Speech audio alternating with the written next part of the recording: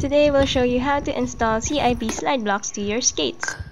You will need your T-tool for this. So first we have to remove the front and back kingpin nuts using the T-tool.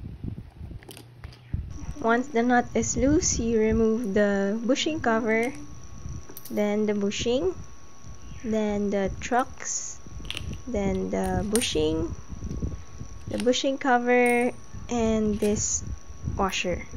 Just keep them in order so you know how to put them back later. And repeat the same steps on the front set of wheels.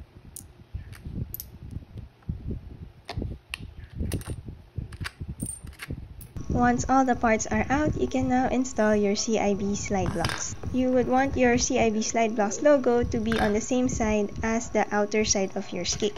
After putting in the slide blocks, you can now put back all the parts of the skate. Remember this washer from earlier? We don't need that anymore. So we put back the first bushing cover, then the bushing, and then the trucks, then the bushing, and the bushing cover, and the kingpin nut to fasten everything in. And just the same as the back wheels, we don't need this washer anymore.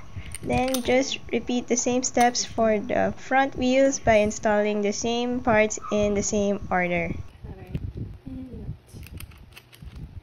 Then we tighten each kingpin nut according to how loose or tight we want our edges. If after installing the slide block and you can't fasten the kingpin nut anymore, you can take out the first bushing cover. And that's how you install CIB slide blocks to your skates. You just have to repeat the same steps for your second skate. CIB slide blocks is available in our shop. Link in bio.